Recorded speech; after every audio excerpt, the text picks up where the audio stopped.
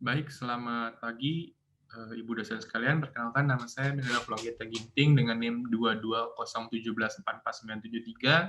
Pada hari ini saya akan melakukan presentasi terhadap hasil dari pekerjaan ujian tengah semester pada mata kuliah Stochastic Processes kelas LC41 dengan Ibu dosen pengajar adalah Ibu Rinda Nareswari. Berikut saya akan mempresentasikan hasil jawaban atau pekerjaan dari ujian tengah semester saya.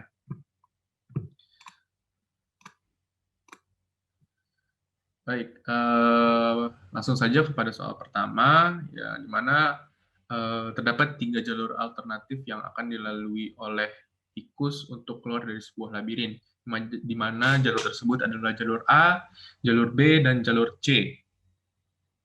Di mana persentase tikus akan menggunakan jalur A adalah 30%, menggunakan jalur B adalah 50%, dan menggunakan jalur C adalah 20%. Dari 30% tikus yang menggunakan jalur A, maka persentase dia lolosnya adalah 20% dan tidak lolosnya 80%. Sedangkan dari 50% tikus yang menggunakan jalur B, maka persentase dia lolos adalah 25% dan tidak lolos adalah 75%. Begitu pula dengan tikus C yang memiliki dari 20% yang menggunakan jalur C, terdapat 8% yang lolos dan 92% lainnya tidak lolos. Nah, untuk mempermudah dalam perhitungan selanjutnya, saya mengambil sampel 1.000 ekor tikus untuk menentukan perhitungan dari soal-soal selanjutnya. Di mana dari 1.000 ekor tikus akan 300 menggunakan jalur A, 500 ekor tikus akan menggunakan jalur B, dan 200 ekor tikus menggunakan jalur C. Nah, dari 300 ekor tikus yang menggunakan jalur A, maka terdapat 60% yang lolos dan 240 lainnya tidak lolos. Sedangkan dari 500 ekor tikus yang menggunakan jalur B, maka jumlah yang lolos adalah 125 dan yang tidak lolos adalah 375. Sedangkan yang menggunakan jalur C sebanyak dari 200 terdapat 16 yang lolos dan 184 yang tidak lolos. Pada pertanyaan 1A ditanya berapa peluang seekor tikus akan lolos dari labirin, di mana peluang seekor tikus akan lolos dari labirin adalah jumlah tikus yang lolos dari setiap jalurnya dibagi dengan sampel keseluruhan, yang di mana 1.000 di sini. Nah, jumlah tikus yang lolos dari tiap jalurnya adalah 60 ditambah 125 ditambah 16 itu adalah 201, dan jumlah sampel tikus semestanya atau keseluruhannya adalah 1.000. Jadi probabilitas seekor tikus akan lolos dari labirin adalah 20,1%. Yang B ditanya adalah berapa peluang seekor tikus yang lolos menggunakan jalur C. Artinya di sini dapat kita hitung menggunakan jumlah tikus yang lolos menggunakan jalur C dibagi dengan sampel keseluruhan, di mana 1.000. Jadi jumlah tikus yang lolos dari jalur C tadi adalah 16 dan dibagi dengan jumlah ruang sampel tikus semestanya 1.000. Jadi peluang seekor tikus lolos dengan jalur C adalah 1,6% atau 0,016. Lanjut ke pertanyaan kedua.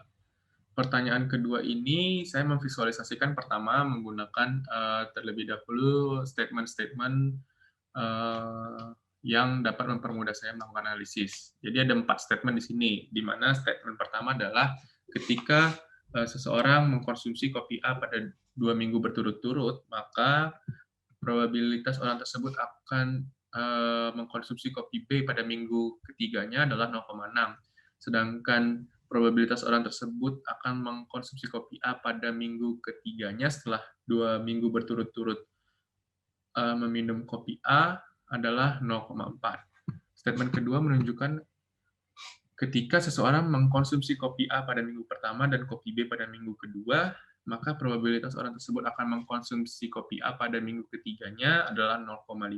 Sedangkan probabilitas orang tersebut akan mengkonsumsi kopi B setelah orang tersebut minum kopi A pada minggu pertama dan kopi B pada minggu kedua adalah 0,5. Statement C atau statement ketiga adalah pernyataan ketika orang tersebut mengkonsumsi kopi B pada minggu pertama dan mengkonsumsi kopi A pada minggu kedua, lalu probabilitas orang tersebut akan mengkonsumsi kopi A pada minggu ketiga adalah 0,2. Sedangkan probabilitas orang tersebut akan mengkonsumsi kopi B pada minggu ketiganya adalah 0,8. Begitu pula dengan pernyataan keempat, di mana ketika seseorang mengkonsumsi kopi B selama 2 minggu berturut-turut dan mengkonsumsi B dan akan mengkonsumsi kopi B kembali pada minggu ketiganya, memiliki peluang sebesar 0,3. Nah, peluang orang tersebut akan mengkonsumsi kopi A ketika 2 minggu berturut-turut mengkonsumsi kopi B adalah 1 dikurangi 0,3, yaitu 0,7. Nah, dari statement di atas ini, kita dapat merumuskannya ke dalam tabel, yaitu state 0, state 1, state 2, dan state 3, di mana state 0 adalah AA, AB, BA, dan BB. Ini state 0, state 1, state 2, state 3, di mana state 0 AA di sini artinya adalah ketika orang tersebut mengkonsumsi kopi A 2 minggu berturut-turut. Sedangkan statement pertamanya adalah ketika seorang mengkonsumsi kopi A pada minggu pertama dan kopi B pada minggu kedua. Sedangkan statement kedua adalah ketika orang tersebut mengkonsumsi B pada minggu pertama dan kopi A pada minggu kedua. Lalu statement ketiga menunjukkan ketika orang tersebut mengkonsumsi kopi B pada 2 minggu berturut-turut. Nah, statement yang di atas ini menunjukkan adalah transisi orang tersebut akan mengkonsumsi kopi jenis tertentu berdasarkan kondisi sebelumnya. Di mana kalau kita lihat di sini adalah contohnya adalah AA, yang berarti adalah ketika transisi orang tersebut akan mengkonsumsi kopi A pada minggu ketiga jika sebelumnya atau pada minggu kedua mengkonsumsi kopi A. Yang selanjutnya AB di sini menunjukkan bahwa transisi orang tersebut akan mengkonsumsi kopi B ketika sebelumnya mengkonsumsi kopi A. Yang ketiga, statement kedua di sini yang BA menunjukkan bahwa transisi orang tersebut akan mengkonsumsi kopi A ketika sebelumnya mengkonsumsi kopi B. Begitupun yang seterusnya, yang terakhir ini, transisi orang tersebut akan mengkonsumsi kopi B ketika sebelumnya dia mengkonsumsi kopi B lagi. Maka dapat kita dari statement di atas ini dapat kita susun tabel seperti ini. Nah, contohnya adalah AA dan AA di sini sedang bernilai 0,4. Artinya apa? Artinya ketika seseorang mengkonsumsi kopi A 2 minggu berturut-turut, maka peluang orang tersebut akan mengkonsumsi kopi A kembali berdasarkan berdasarkan kejadian sebelumnya yang mengkonsumsi kopi A, maka nilainya adalah 0,4. Begitu pula dengan statement AA dan AB di sini memiliki 0,6, artinya adalah ketika orang tersebut mengkonsumsi kopi A 2 minggu berturut-turut, secara 2 minggu berturut-turut, maka peluang orang tersebut akan mengkonsumsi kopi A pada saat kejadian sebelumnya adalah peluang orang tersebut akan mengkonsumsi kopi B ketika kondisi sebelumnya adalah mengkonsumsi kopi A, maka nilainya adalah 0,6. BA dan BB di sini bernilai 0. Kenapa? Karena antara pernyataan statement awal dan statement tujuannya atau statement transisinya tidak sinkron. Contohnya di sini seperti ini. Yang statement AA ini adalah kan ketika dia mengkonsumsi kopi A 2 minggu berturut-turut, maka harusnya adalah jika dia akan mengkonsumsi kopi A berdasarkan kejadian sebelumnya, di mana di sini harusnya adalah sama dengan kejadian minggu kedua di sini, yaitu A. Jadi jika tidak sinkron seperti ini, maka nilainya adalah 0. Begitu pula dengan statement selanjutnya, sama jika kita jelaskan di sini lagi, ketika seseorang mengkonsumsi kopi A pada minggu pertama dan kopi B pada minggu kedua, maka peluang transisi orang tersebut akan mengkonsumsi kopi A pada minggu ketiga pada saat kejadian sebelumnya mengkonsumsi kopi B adalah 0,5. Nah, yang statement AB menuju BB ini menunjukkan bahwa ketika orang tersebut mengkonsumsi kopi A pada minggu pertama dan kopi B pada minggu kedua, maka peluang transisi orang tersebut akan meminum kopi B kembali berdasarkan kejadian sebelumnya mengkonsumsi kopi B adalah 0,5. Jika kita jumlahkan pada setiap barisnya, maka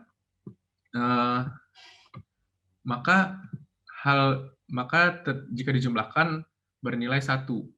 Jika tidak 1, maka perhitungan kita terhadap masing-masing probabilitasnya ada yang mengalami kesalahan. Nah, yang pertanyaan A, tentukan matriks dan diagram peluang transisinya. Matriksnya tadi dapat langsung kita pindahkan dari tabel karena kita sudah mensusunnya terlebih dahulu menjadi runtut. Jadi langsung dipindahkan menjadi sebuah matriks. Diagram transisinya, diagram peluang transisi menggambarkan ketika seseorang tersebut akan berpindah menuju kondisi berikutnya, di mana jika kita lihat di sini adalah ketika state 0 contohnya. State 0 menuju 0 di diagram peluang transisi di sini menunjukkan bahwa ketika orang tersebut mengkonsumsi kopi A secara 2 minggu berturut-turut, maka probabilitas orang tersebut akan mengkonsumsi A pada minggu ketiganya adalah 0,4. Artinya, dia akan mengkonsumsi kopi A kembali setelah 2 minggu berturut-turut adalah 0,4 probabilitasnya. Begitupun selanjutnya, ketika state 0 bertransisi menuju state 1, artinya adalah ketika orang tersebut mengkonsumsi kopi A 2 minggu berturut-turut, probabilitas orang tersebut akan mengkonsumsi kopi B pada minggu berikutnya adalah 0,6. Begitupun pula dengan state 1 yang bertransisi menuju state 2 menandakan bahwa ketika orang tersebut mengkonsumsi kopi A pada minggu pertama dan kopi B pada minggu kedua, maka probabilitas orang tersebut akan berpindah menuju kopi A adalah 0,5. Begitupun dengan statement selanjutnya, penggambarannya sama dan maksudnya pun sama. Yang B, jika pertanyaannya adalah jika dia minum kopi A dalam 2 minggu berturut-turut, berapa peluang dia minum kopi A lagi pada minggu kelima? Kita telah mengetahui bahwa matriks P di sini adalah menunjukkan transisi dari minggu kedua ke minggu ketiga. Artinya, dari minggu ketiga ke minggu keempat adalah dikali matriks P lagi. Minggu keempat menuju ke minggu kelima dikali matriks P lagi. Maka dapat kita simpulkan P pangkat 3 atau tiga tahap, loncat 3 tahap. Gitu. Di mana kita telah dapatkan bahwa P pangkat 3 adalah P kuadrat kali P, atau di mana P kali P juga tidak masalah. Namun, ketika kita hitung P kuadrat pada kalkulator, akan didapatkan hasil seperti ini, 0,16, 0,24, 0,33, 0,3. Untuk menjadi P pangkat 3, maka dikalikan P lagi, maka didapatkan matriks seperti ini. 0,124, 0,336, 0,33, 0,21. Oke, makanya di sini tadi ditanyanya berapa peluang dia minum kopi A pada minggu kelima. Statementnya untuk setiap baris dan kolomnya akan sama dengan matriks peluang transisinya, itu 0 akan menunjukkan AA, 0 akan menunjukkan AA, dan AA juga. Terus state 1 itu AAB, BA state kedua, dan BB state ketiga. Begitupun pada kolomnya pun sama dengan barisnya, statement pada baris. Nah, yang ditanyakan tadi peluang dia minum pada minggu kelima. Berarti kita harus mencari yang akhirannya A. Berarti yang berakhirannya A adalah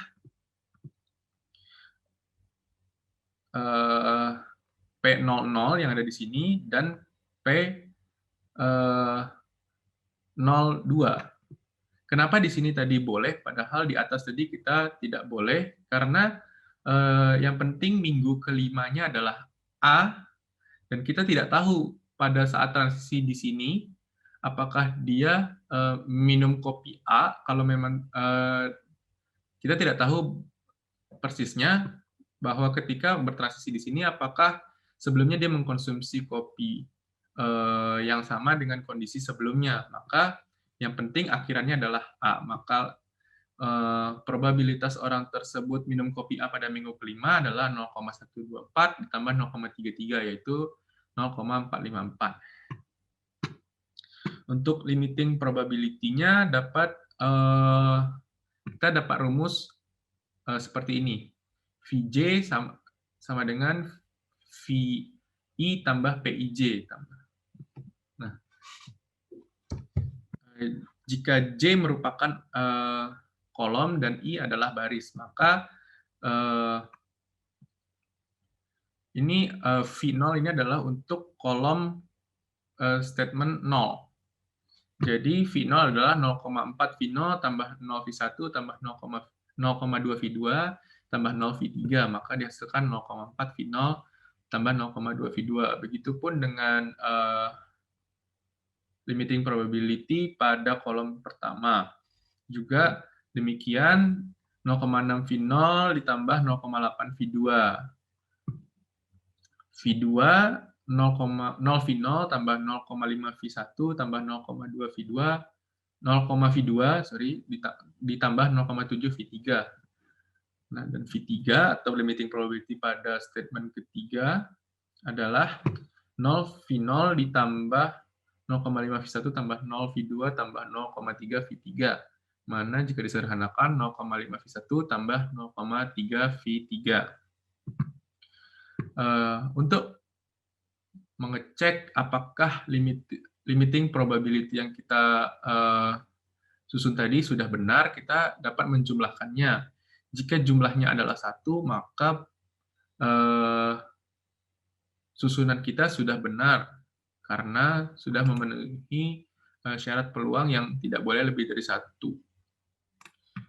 Baik, untuk persoalan selanjutnya adalah diketahui matriks peluang transisi suatu Markov chain sebagai berikut. Nah, untuk menggambarkan diagram transisinya, kita dapat melihatnya dan mengasumsikan bahwa baris pertama adalah state 0, baris kedua adalah state 1, baris ketiga adalah state kedua, baris keempat adalah state 3, dan baris kelima adalah state keempat. Jika kita lihat dari matriks transisinya, state ke-0 akan bertransisi menuju dirinya sendiri dengan nilai probabilitas setengah. Maka dapat kita gambarkan dengan panah keluar dari state 0 menuju kembali ke dirinya sendiri dengan nilai 1/2. State 0 juga bertransisi menuju state keempat dengan probabilitas setengah, maka kita gambarkan panah keluar yang dari 0 menuju ke state keempat bernilai probabilitasnya adalah 1/2. State pertama bertransisi menuju state ke 0 dengan probabilitas 1/3, maka kita gambarkan panah keluar menuju state ke-0 dari state pertama. Nah, state pertama juga bertransisi menuju dirinya sendiri, artinya kita gambarkan melalui panah yang berputar kembali ke dirinya sendiri dengan probabilitas 0,5. State pertama juga bertransisi menuju state kedua dengan probabilitas 1/6, maka kita gambarkan panah keluar menuju state kedua dari state pertama. Nah, state kedua bertransisi menuju state pertama dengan probabilitas 1/4. Kita gambarkan panah keluar dari state kedua menuju state pertama dengan probabilitas 1/4. Nah, state kedua juga bertransisi menuju state ketiga, maka kita gambarkan panah keluar menuju state ketiga dengan probabilitas setengah. State kedua juga bertransisi menuju state keempat dengan probabilitas 1/4, maka kita gambarkan dengan panah keluar menuju state keempat. State ketiga dapat kita lihat bahwa state tersebut hanya bertransisi menuju dirinya sendiri dan memiliki probabilitas 1. Nah, kejadian ini disebut dengan absorbing state. Nah, state terakhir atau state keempat hanya bertransisi menuju ke state 0 dengan probabilitas 1. Maka kita gambarkan dari state keempat menuju ke state ke-0. Ditanya, apakah Markov chain tersebut irreducible? Markov chain yang terdapat pada soal tadi ini bukan merupakan Markov chain yang irreducible, karena terdapat statement yang tidak berkoneksi, yang tidak menggambarkan sebuah siklus atau terkoneksi. Yang koneksi maksudnya di sini adalah ketika statement tersebut bertransisi menuju statement lainnya dan kembali menuju statement awalnya. Itu yang disebut dengan sebuah siklus lengkap. Karena di sini terdapat contoh dari statement 1 menuju statement 0, bertransisi menuju statement 0, namun tidak dapat kembali ke statement 1, maka Markov chain ini disebut bukan irreducible. Nah, untuk menentukan kelasnya, kita dapat membaginya menjadi 3 kelas. Hal itu terjadi karena antara state ke-0 dan state ke-4 ini memiliki transisi yang merupakan siklus tertutup. Artinya, dari state 0 bertransisi menuju state 4, dan state 4 bertransisi kembali menuju state 0, dan state 0 menuju dirinya sendiri, itu dapat kita klasifikasikan menjadi satu kelas karena dia tidak dapat bertransisi ke state lainnya di luar state 0 dan state 4. Kita golongkan pada kelas pertama.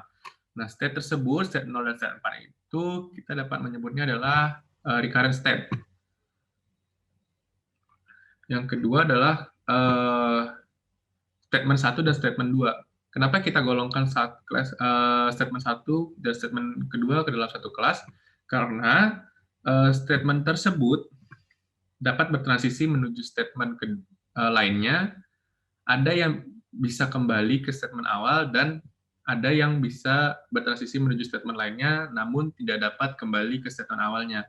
Nah, maka kita golongkan menjadi satu kelas yang berbeda, dan statement 1 dan 2 ini kita golongkan ke dalam transient state. Nah, yang terakhir adalah statement ketiga, karena statement ketiga hanya bertransisi menuju dirinya sendiri dan tidak dapat bertransisi menuju yang lain, maka kita menggolongkannya ke dalam satu kelas. Karena dia bertransisi ke dirinya sendiri, maka statement tersebut adalah recurrent. Nah, apakah Markov chain tersebut merupakan absorbing Markov chain atau non-absorbing Markov chain? Nah, jika kita lihat tadi, Markov chain ini merupakan Markov chain absorbing Markov chain. Kenapa kita sebut dengan absorbing Markov chain? Karena memenuhi syarat absorbing Markov chain. Syaratnya apa? Terdapat minimal satu absorbing state. Kita dapat lihat di gambar bahwa terdapat satu absorbing state. Ini memenuhi syaratnya. Nah, selain itu, ada statement yang non-absorbing dan terconnect atau dapat menuju absorbing state. Jadi, syaratnya adalah terdapat satu yang terconnect dengan absorbing state. Jika kita lihat di sini, statement kedua berhubungan dengan statement ketiga melalui transisi yang bernilai setengah, maka dapat dikatakan bahwa Markov chain ini bersifat absorbing Markov chain.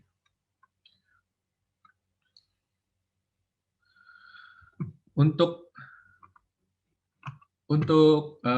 beralih ke soal selanjutnya, nomor 4. Nah, soal nomor 4 ini berhubungan dengan Poisson process. Pada soal diketahui serangkaian query yang dilakukan pada suatu sistem database mengikuti Poisson process dengan laju 1/10 detik. Misalkan ente menunjukkan jumlah query yang dibuat pada waktu 0 sampai T detik. Nah, ditanya pertama adalah berapa peluang paling sedikit direspon 3 query dalam 1 menit. Kita menjawab pertanyaan ini menggunakan counting process. Kenapa counting process? Karena yang ditanya adalah jumlah kejadian yang terjadi dalam 1 menit tersebut. Maka kita menggunakan counting process. Nah, itu maka peluang dalam 1 menit atau 60 detik terdapat peluang dalam 1 menit terdapat 3 kejadian. Nah, respon 3 query. Ya, respon 3 query ini menjadi kejadian. Itu dapat kita hitung atau kita lambangkan pertama dengan PN60 lebih besar sama dengan 3. Nah, pertama kita harus menghitung terlebih dahulu laju responnya atau lambda T-nya, di mana lambda T adalah 0,1 dikali 60.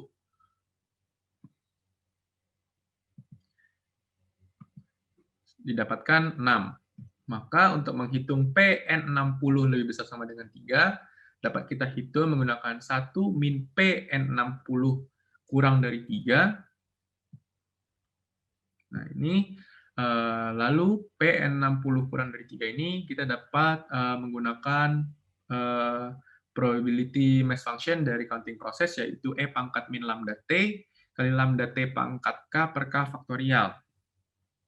Jika kita bedah, kita dapat mengkelompokkannya seperti ini.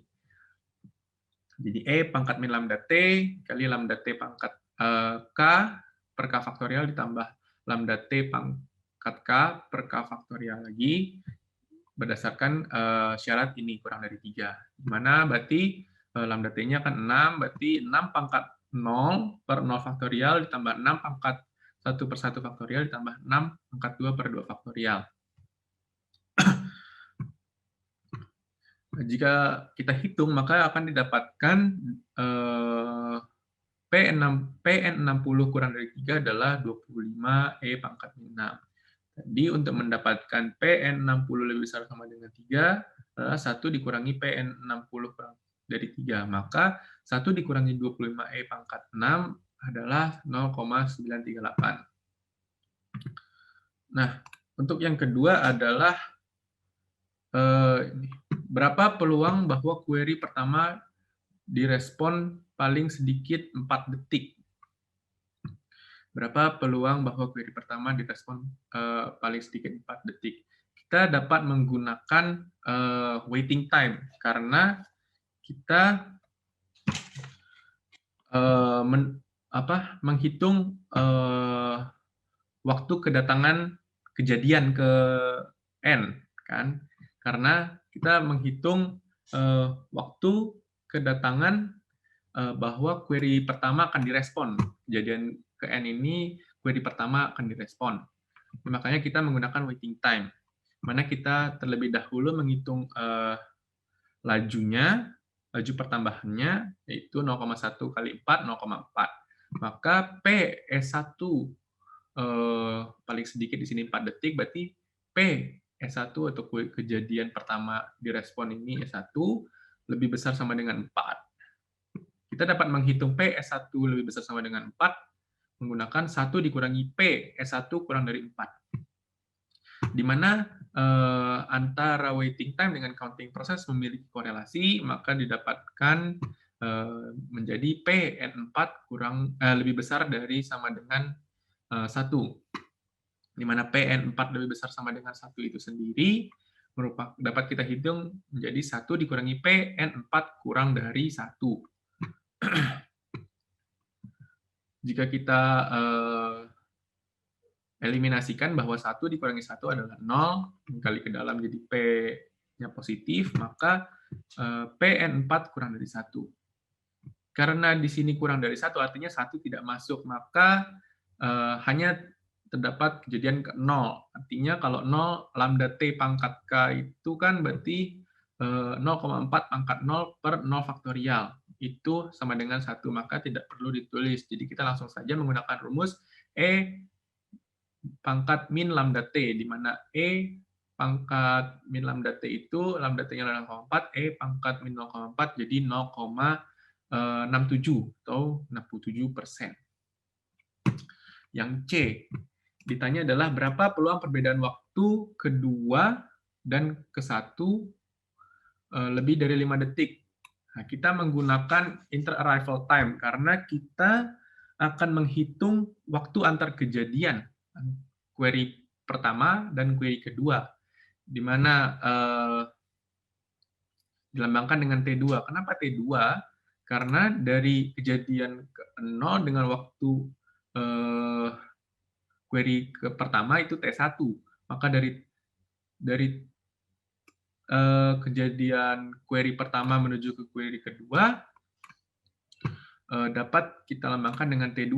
Di sini ditanya adalah peluang bahwa T2 lebih dari 5 detik adalah PT2 lebih dari 5 detik.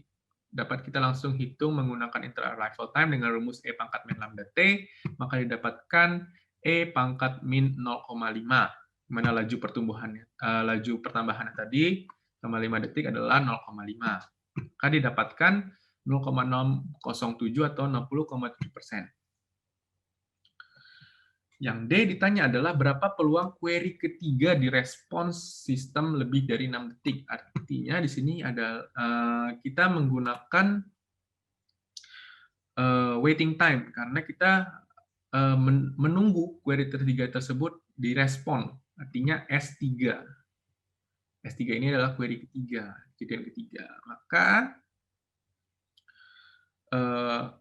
S3 itu waktu kedatangan query ketiga direspon. Jadi, PS3 lebih dari 6 dapat kita hitung menggunakan 1 kurang PS3 kurang dari sama dengan 6. Di mana laju pertambahannya lebih dari selama 6 detik adalah 0,1 kali 6, 0,6. Maka 1 dikurangi tadi kan antara waiting time dengan counting proses memiliki korelasi, maka kita ubah dulu nih yang waiting time-nya menjadi probabilitas menggunakan counting proses, di mana jadinya adalah Pn6 lebih besar sama dengan 3. Di mana Pn6 lebih besar sama dengan 3 ini dapat kita hitung menggunakan 1 min Pn6 kurang dari 3. Sama seperti yang 4B tadi, ini akan habis, satunya akan habis, dan tinggal tersisa Pn6 kurang dari 3. Jadi, selanjutnya kita menggunakan probability mass function dari counting proses, maka kita akan dapatkan E pangkat min lambda T kali lambda T pangkat K per K faktorial, maka setelah kita hitung, akan didapatkan 1,78 E pangkat min 0,6 adalah E pangkat min 0,6 dapat dari lambda T-nya. Jika kita hitung menggunakan kalkulator, maka akan dihasilkan 0,977 atau 97,7%. Jadi peluang query ketiga direspon sistem lebih dari 6 detik adalah 97,7%. Baik, untuk soal yang terakhir dapat dilihat dari soal bahwa kedatangan pelanggan ke sebuah toko mengikuti non-homogeneous Poisson process pada jam 10 sampai 12 siang, laju kedatangan pelanggan meningkat secara linear dari 2 sampai 4 orang per jam. Kemudian lanjutnya konstan selama 2 jam berikutnya, dan 14 sampai 18 tidak ada pelanggan yang datang. Untuk memudahkan analisisnya, saya memvisualisasikan data tersebut dalam bentuk grafik, di mana pada jam 10 sampai jam 12 siang, lajunya meningkat linear dari 2 sampai 4. Artinya, pada periode waktu 0, meningkat dari 2 hingga 12 siang, pada puncaknya 12 siang itu ada 4 orang per jam meningkatnya. Setelah itu konstan selama 2 jam. Jadi dari periode waktu kedua sampai periode waktu keempat dia konstan. Lalu pada 14 sampai 18 tidak ada pelanggan yang datang, artinya di sini dia berhimpit dengan periode waktunya atau sumbu X-nya. Mana sumbu X merupakan periode waktu dan sumbu Y merupakan laju pertambahan pelanggan yang datang ke supermarket, yang datang ke toko tersebut. Ditanya pada nomor 5A, ditanyakan adalah rumuskan model laju kedatangan pelanggan di supermarket tersebut. Nah, untuk memudahkan kita menentukan model laju kedatangan, maka di sini kita menggunakan mencari persamaan linear dari garis ini.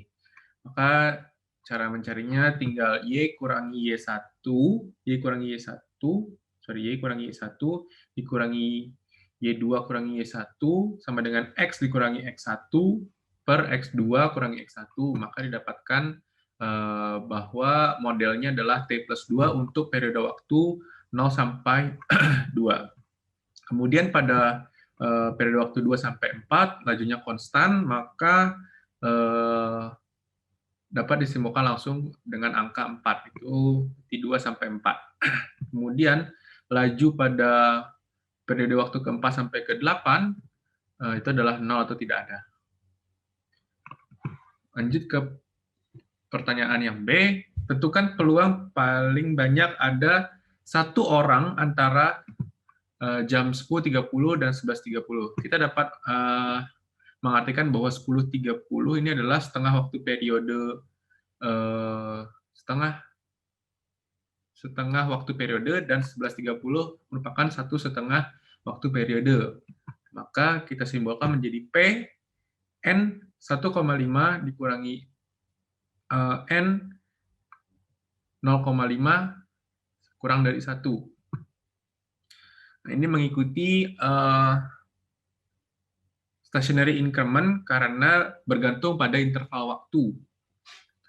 Karena kita bergantung pada interval waktu, maka kita harus terlebih dahulu mencari rata-rata penyebaran peningkatan pelanggan datang ke toko tersebut dengan cara mengintegralkan fungsi dari T plus 2, karena 1/2 sampai 1/2 ini masih berada pada periode 0 sampai 2, maka kita menggunakan model yang T plus 2 untuk diintegralkan untuk mencari rata-rata penyebaran orang tersebut atau pelanggan datang ke toko. Maka didapatkan, jika kita integralkan T plus 2, maka dapatkan setengah T kuadrat plus 2T. Jika kita hitung integral ini, maka dapatkan setengah dikali 1,5 kuadrat ditambah 2 kali 1/2 dikurangi dengan setengah kali 0,5 kuadrat tambah 2 kali 0,5. Maka didapatkan rata-rata peningkatan pelanggan datang ke toko adalah 3. Nah, untuk mencari peluangnya, karena ini bersifat counting proses, karena kita ingin mengetahui jumlah kejadian atau jumlah orang yang datang ke toko tersebut selama interval waktu tertentu, maka kita menggunakan counting proses. Karena rata-rata penyebarannya ini sudah kita hitung menggunakan mu, maka kita langsung dapat memasukkannya ke dalam rumus, di mana rumusnya adalah E pangkat min lambda T kali lambda T pangkat K per K faktorial. Di mana kurang dari 1 Berarti kejadian 0 dan kejadian 1.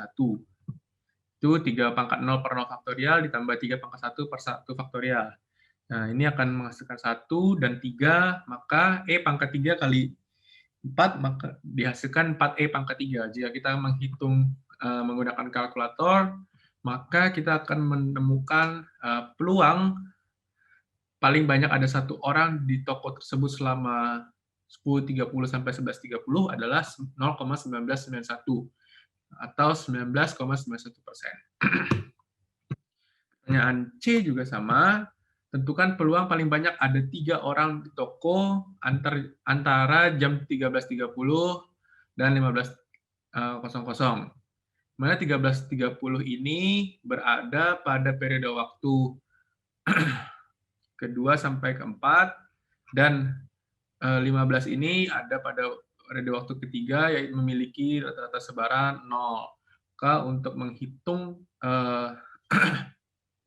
rata-rata sebaran orang akan datang ke toko tersebut adalah dengan cara mengintegralkan fungsi dari masing-masing sebaran pada interval waktu tertentu. Karena 13.30 masih masuk ke dalam interval waktu kedua yang memiliki laju peningkatan sebesar 4, maka kita integralkan fungsi 4 terhadap dt dari fungsi 4 terhadap dt dengan interval waktu 3,5 sampai 4. Karena untuk mencapai 15 ini kita melakukan pemisahan karena memiliki fungsi yang berbeda.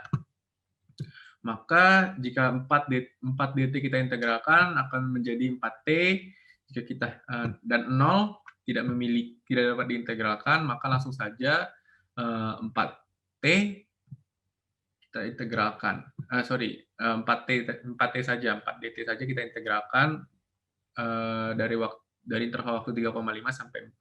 Karena ini tidak ada hasilnya, maka 4t jika kita hitung hasil integralnya adalah 4 kali 4, 16 dikurangi dari 14 adalah 2. Maka rata-rata sebaran peningkatan orang datang ke toko tersebut adalah sebanyak 2 orang pada interval waktu 13.30 sampai 15.00. Jadi sama seperti sebelumnya, bahwa ini merupakan counting proses yang bersifat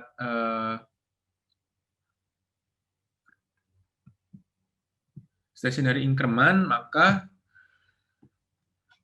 kita langsung saja memasukkan ke dalam rumus karena rata-rata sebaran peningkatan pelanggan datang ke toko tadi sudah dihitung menggunakan mu. Langsung saja berarti dimasukkan ke rumus menjadi E pangkat min lambda T yang dilambangkan di sini oleh mu, di E pangkat min 2 dikali dengan kejadiannya yaitu 0, 1, 2, dan 3. Tadi dapatkan hasil E pangkat min 2 dikali 2 pangkat 0 faktorial 0 per 0 faktorial ditambah 2 pangkat 1 per 1 faktorial ditambah 2 pangkat 2 per 2 faktorial tambah 2 pangkat 3 per 3 faktorial. Maka hasil perhitungan di dalam kurung ini adalah 1 ditambah 2 ditambah 2 ditambah 4 per 3, maka dapat 19 per 3 E pangkat min 2. Nah, jadi didapatkan 19 per 3 E pangkat 2, E pangkat min 2, sorry. Maka jika kita hitung menggunakan kalkulator, 19 per 3 E pangkat min 2 ini adalah 0,857 atau 85,7%. Berarti dapat kita simpulkan peluang paling banyak ada 3 orang di toko tersebut antara jam 13.30 sampai 15.00 adalah 85,7%. Sekian hasil dari pekerjaan ujian tengah semester saya pada mata kuliah Stochastic Process. Mohon maaf apabila ada tersendat. Terima kasih dan selamat pagi.